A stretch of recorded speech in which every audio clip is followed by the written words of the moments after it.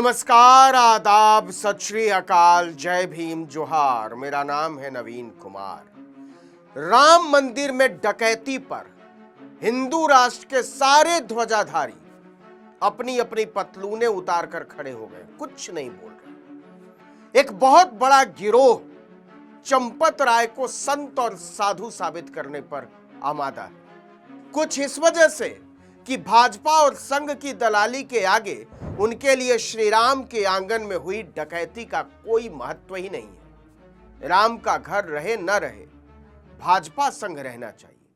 चित्रा त्रिपाठी जैसे फर्जी राम भक्तों ने पूरी ताकत झोंक दी है कि किसी भी तरह से ट्रस्ट में बैठकर राम मंदिर को नोचने वाले गिद्धों को बचाया जाए। वो एक ट्वीट में लिखती हैं, 80 साल के चंपत राय को जानने वाले बहुत सारे लोगों से बात हुई, सबका यही कहना है कि उनकी ईमानदारी पर शक नहीं किया जा सकता। वल्लाह, उनका जीवन बेहद साधारण है। बाकी देखते हैं एसआईटी रिपोर्ट में क्या आता है। मतलब कुछ भी। चित्रा त्रिपाठी ने अपनी तरफ से तो फैसला सुना दिया, चंपत राय को दूध का धुला ही साबित कर दिया है, जैसे वो खुद सत्यवादी राजा हरिश्चंद्र हो और जिनसे उन्होंने बात की है वो भी यही हो।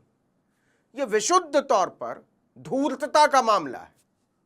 चित्रा के ट्वीट के जवाब में मैंने एक ट्वीट किया, लिखा कि चित्रा जी, आसाराम को जानने वालों से भी तो बात करो, कोई नहीं कहेगा वो दरिंदा है। जंतर मंतर पर लोग सालों साल उसकी तस्वीर की आरती उतारते रहे, जिससे बात करो वही कहेगा ईश्वर का रूप है। लेकिन उसने अपनी साधिकाओं को भी नहीं छोड़ा। घटिया, नीच, पतित आदमी, ये सारे शब्द उसके लिए छोटे। उसकी साधिकाएं कहती हैं आसाराम भेड़िया है। चित्रा जी, आपको क्या लगता है, आसाराम भगवान है या भेड़िया है? लेकिन हम चंपत राय के सवाल पर आते हैं। उत्तर प्रदेश के सबसे बड़े अखबारों में से एक अमर उजाला ने इसको लेकर खबर छापी।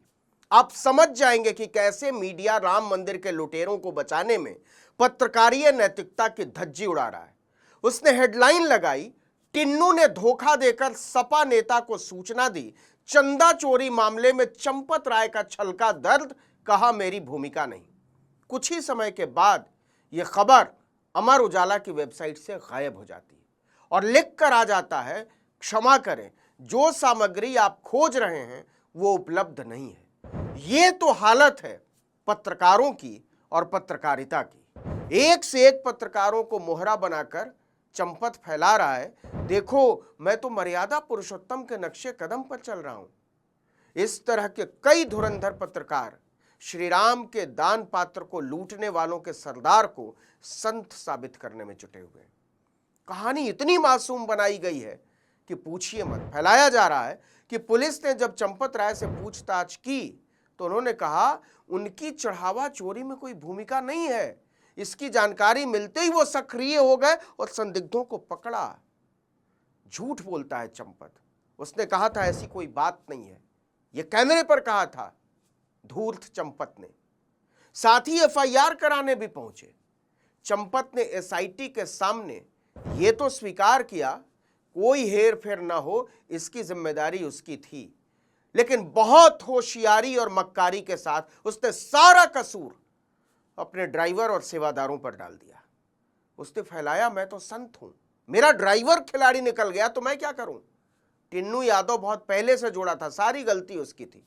वो दिन रात मेरे ही साथ रहता था, लेकिन वो ऐसा घटिया काम करेगा इसकी उम्मीद नहीं थी। और तो और उसने समाजवादी पार्टी के एक नेता से मिलकर हमारी सारी पोल पट्टी खोल डाली। कभी सवाल पूछने वाले पत्रकारों पर बुरी तरह भौंकने वाला चंपत राय पत्रकारों के जरिए ही सारा फील्डिंग सजा रहा है। एक पत्रकार ने उससे पूछा कि रिश्तेदारों या जानने वालों को जो काम पर रखा उसका आधार क्या था, क्या ट्रांसपेरेंसी थी, पारदर्शिता क्या थी, कोई वैकेंसी निकाली थी, क्या किया था।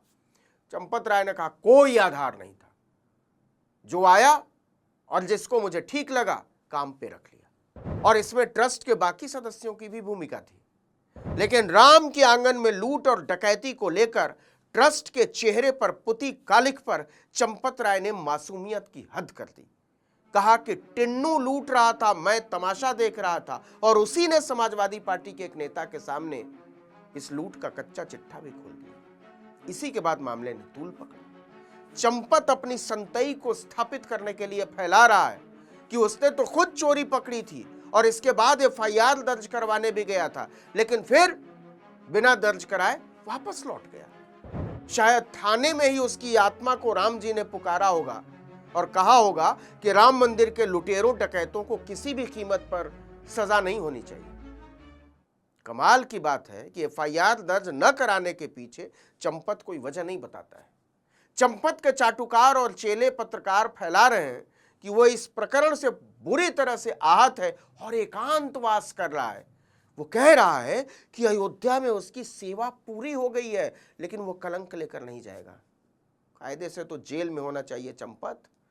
कमाल तो यह है कि एसआईटी जांच के दौरान चंपत राय मंदिर परिसर में ही तीर्थ क्षेत्र भवन के ऊपरी हिस्से में रह रहा है। जब से जांच शुरू हुई है तब से वो यहीं पे रह रहा है। चित्रा त्रिपाठी जैसे पत्रकारों का कुनबा यह स्थापित करने में पूरी बेशर्मी और ढिठाई से जुटा हुआ है कि असल में चंपत राय इस लूट और डकैती का अपराधी नहीं बल्कि पीड़ित है। उसकी कोई जवाबदेही नहीं बनती। असल में तो उसके भरोसे के साथ ही विश्वासघात हुआ है और उसने राम जन्मभूमि तीर्थ क्षेत्र ट्रस्ट के महासचिव पद से इस्तीफा देकर हिंदू विश्व पर उपकार किया है। गौर कीजिए, चंपत ट्रस्ट में लगातार बना हुआ है। ट्रस्ट के नियमों के मुताबिक उसको निकाला जा ही नहीं सकता।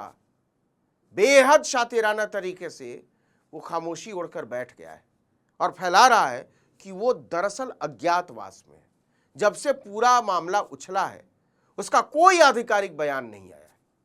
उधर अयोध्या के वकीलों ने अभी भी जोर लगा रखा है कि चंपत राय, गोपाल राव और अनिल मिश्रा के खिलाफ राम मंदिर लूट मामले में अलग से एफआईआर दर्ज किया जाए और इन लोगों को जेल में डाला जाए। लेकिन पुलिस वकीलों की तहरीर को फाइल में दबाकर बैठ गई। अब जो मूल सवाल है वो ये कि अभी तक राम मंदिर लूट की जिम्मेदारी लेने से भाग रहे चंपत, गोपाल, अनिल और कोषाध्यक्ष गोविंद देव गिरी तक कानून के लंबे हाथ कब तक पहुंचेंगे और पहुंचेंगे भी या नहीं।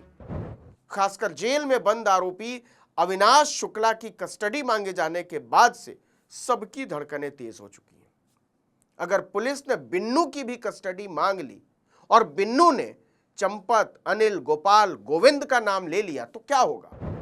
पुलिस ने रिमांड अर्जी में कहा कि मामले के महत्वपूर्ण तथ्यों और दूसरी कड़ियों का पता लगाने के लिए आरोपी से पुलिस कस्टडी में पूछताछ जरूरी है।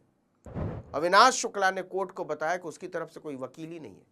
अयोध्या के सभी वकीलों ने आरोपियों का मुकदमा लड़ने से मना कर दिया। इस पर अदालत ने जिला विधिक सेवा प्राधिकरण के सचिव को वकील मुहैया कराने का निर्देश दिया है।